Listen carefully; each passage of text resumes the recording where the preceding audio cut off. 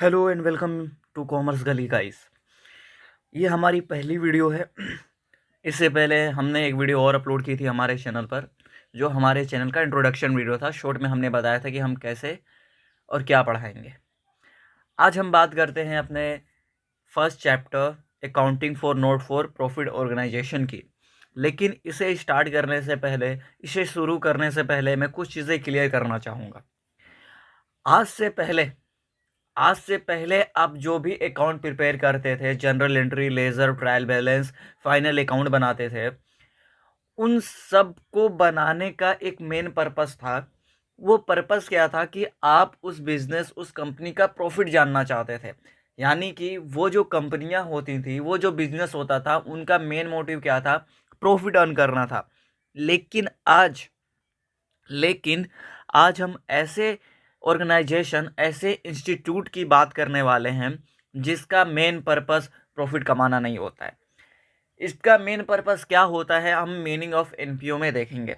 तो meaning of NPO: institutions that are established not for the purpose of making profit, not for the purpose of making profit. यानी कि इनका जो establishment होता है वो प्रॉफिट कमाने के पर्पज से नहीं होता। तो फिर किसका होता है? But to provide a certain service. Certain service certain services क्या? यानी कि इनका मेन पर्पस क्या होता है? सर्विसेज प्रोवाइड करना होता है। किसको प्रोवाइड करना होता है? Its member and society.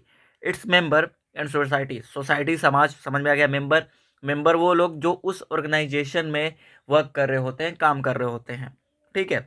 ये जो सर्टेन सर्विसेज हैं, यहाँ पर ये जो सर्टेन सर्विसेज हैं, वो इस एग्जाम्पल, इस इंस्टीट्यूशन पर बेस होते हैं। कैसे? कि अगर एग्जाम्पल ऑफ एनपीओ में देख लीजिएगा, मैं एजुकेशनल इंस्टीट्यूट की बात करता हूँ। Educational institute, school, colleges, university, ये क्या पढ़ाएंगे? एजुकेशन देंगे। क्या देंगे? एजुकेशन। अब रिलीजियस इंस्टीट्यूशन है, वो क्या करेगा? जाहिर सी बात है, प्रेयर कराएगा, धार्मिक बातें करेगा। तो जो अलग अलग इंस्टीट्यूशन होते हैं वो अपने हिसाब से सर्विसेज देते हैं। जैसे स्पोर्ट इंस्टीट्यूट में स्पोर्ट क्लब, जिम्नाजियम्स, ये अलग अलग चीज़ें, खेल कूद की बात करेंगे तो ये खेल कूद से रिलेटेड सारी सर्विसेज देंगे। सोशल इंस्टीट्यूशन क्या होगा? Hospital, library. अगर आप बीमार पड़ रहे हो, इलाज कराने जाना है, हॉस्पिटल में जाओगे। ठीक है। अगर आपको बुक्स पढ़ने का मन कर रहा है तो लाइब्रेरी क्या होगी? आपको बुक्स पढ़ने की सर्विसेज प्रोवाइड करेगी। तो सर्टेन सर्विसेज मतलब कि अलग अलग इन अलग अलग ऑर्गेनाइजेशन, अलग अलग इंस्टीट्यूशंस अपने हिसाब से सर्विसेज प्रोवाइड करती है। ठीक है। आगे बढ़ते हैं। अब ये सब जो है example, educational, religious, sports, social, entertainment and cultural institutions, professional institute, professional person, आप ये सारी चीज़ें देख लीजिएगा। अगर कोई चीज़ें ना समझ में आए तो आप हमारे व्हाट्सएप ग्रुप में जुड़ सकते हैं। अगर जुड़ना हो तो आप कमेंट बॉक्स पे हमसे का संपर्क करिएगा, हम आपसे कांटेक्ट करेंगे। या फिर मेरे इंस्टाग्राम पर आप कर सकते हैं। मेरा इंस्टाग्राम क्या है?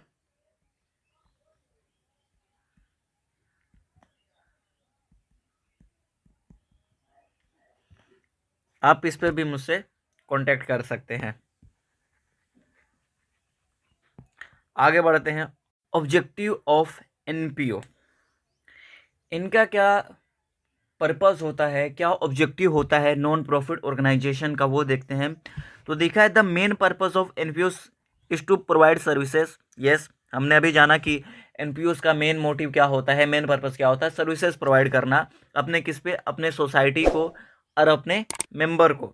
तो ये कौन कौन सा सर्विसेज देते हैं, कौन कौन सी सेवाएं प्रदान करते हैं? तो वो चीज़ ऊपर लिखा गया है कि एजुकेशनल इंस्टीट्यूट, रिलीजियस इंस्टीट्यूट, मतलब बोले तो अलग अलग इंस्टीट्यूशंस अपने टाइप्स के हिसाब से सर्विसेज प्रोवाइड करते हैं। ठीक है। सेकंड आते हैं, the aim of such an institution to increase public welfare, upgrade education, health, art and culture, religion, etc. ठीक है। अभी विदाउट एनी प्रॉफिट, बोले तो जो एनपीओस का सेकंड ऑब्जेक्टिव हो वो पब्लिक वेलफेयर के लिए काम करते हैं, मतलब समाज की भलाई के लिए काम करते हैं। ठीक है। और जो education, health, art and culture, religion, ये चीज़ें हैं वो मैंने बताया कि अलग अलग इंस्टीट्यूशन अपने हिसाब से देती हैं। अगर पढ़ाई की बातें करेंगे तो आप चले जाओगे एजुकेशनल इंस्टीट्यूट में, हेल्थ की बात करोगे चले जाओगे सोशल इंस्टीट्यूशन में, आर्ट एंड कल्चरल की चले जाओगे तो इंटरटेनमेंट एंड कल्चरल इंस्टीट्यूशन में चले जाओगे। ठीक है। तो ऐसी अलग अलग चीज़ें, अलग अलग इंस्टीट्यूशन अलग अलग सर्विसेज प्रोवाइड करते हैं, राइट। अब आते हैं कैरेक्टरिस्टिक्स ऑफ एनपीओ। तो NPOs are establish for the service and welfare of society and its member. Yes, services and welfare of society and its member, यानी कि अभी हम मीनिंग में भी जाने हैं, ठीक है, ऑब्जेक्टिव में भी समझ में आ गया, कैरेक्टरिस्टिक्स में भी फिर समझ लो। अगर ऊपर चीज़ें नहीं समझ में आई हैं तो फिर समझ लो कि एनपीओज जो होते हैं उनका मेन मोटिव क्या होता है। समाज की भलाई के लिए वो काम करते हैं, सर्विसेज देते हैं। इनका मेन मोटिव क्या होता है, मेन पर्पस क्या होता है, मेन एम क्या होता है कि समाज को, सोसाइटी को पहले सर्विस देना है, उसके बाद कुछ चीज़ें देखनी है। अगर बोलूं तो इनका मेन मोटिव प्रॉफिट कमाना नहीं होता है, सर्विस देना होता है। इस बात को एकदम दिमाग में, अपने माइंड में रट लीजिएगा। रटना नहीं है तो समझ लीजिएगा, अगर समझ में नहीं आ रहा है तो रट लीजिएगा, ठीक है। These institutions work for the promotion of sports, art, culture, religion, education। हाँ, अब मैंने बताया कि अलग अलग इंस्टीट्यूशन है, अलग अलग हिसाब से, ठीक है। तो अगर अगर यहाँ पे जो लिखा है स्पोर्ट इंस्टीट्यूशन, ठीक है, तो अगर स्पोर्ट इंस्टीट्यूशंस है तो क्या करेगा, अपने स्पोर्ट को प्रमोट करेगा, कि समाज को बोलेगा और जितने भी उसके मेंबर्स हैं जो उसमें काम करते हैं उनको भी इनकरेज करेगा स्पोर्ट के लिए, सोसाइटी को भी, कि आइए हमारे में खेलिए, हमारे इंस्टीट्यूशन में खेलिए कूदिए, ठीक है, और एंटरटेन करिए, खुद को फन करिए। ऐसा क्यों बोलता है, बिकॉज उसका काम है, ठीक है।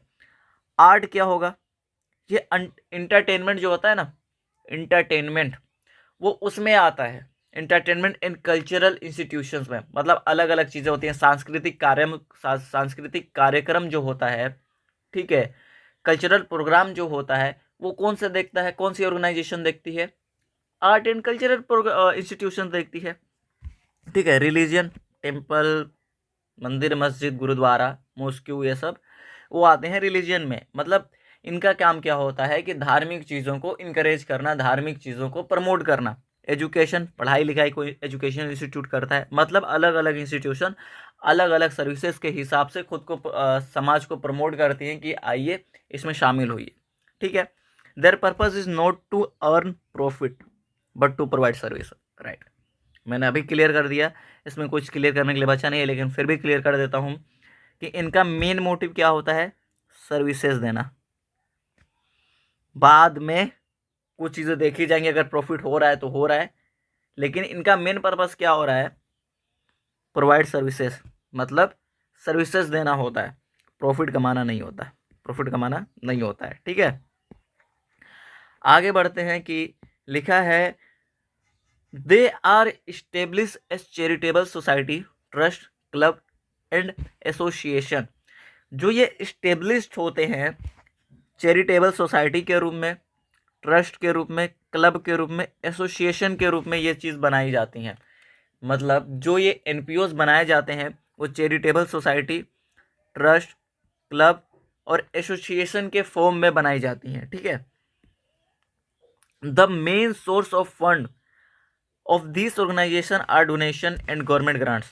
एक बात बताना भाई, ठीक है, एक बात बताना कि आप जो एनपीओज का अकाउंट प्रिपेयर कर रहे हो, ठीक है, उसमें भी पैसे की बात आएंगी। क्यों पैसे की बात आएंगी, अगर स्पोर्टी क्लब है, मान लीजिए अगर स्पोर्टी क्लब है, वो अपने स्पोर्ट किट को कहाँ से लेके आएगा, पैसे से लेके आएगा, उसके लिए भी तो पैसे चाहिए। अब वो पैसा कहाँ से आएगा, ये बड़ी दिक्कत है, क्योंकि ये तो प्रॉफिट के लिए काम नहीं कर रही है।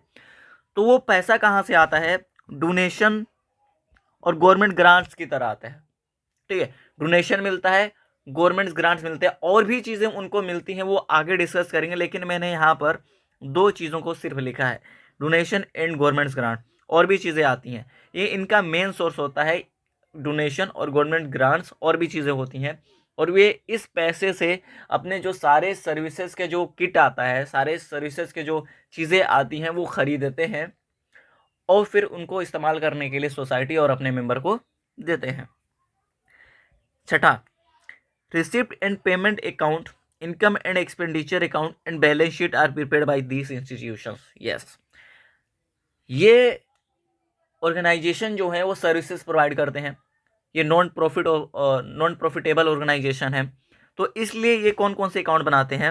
Receipt and payment account, income and expenditure account और लास्ट में जो है बैलेंस शीट। ठीक है, अब मैं बात करता हूं एक चीज की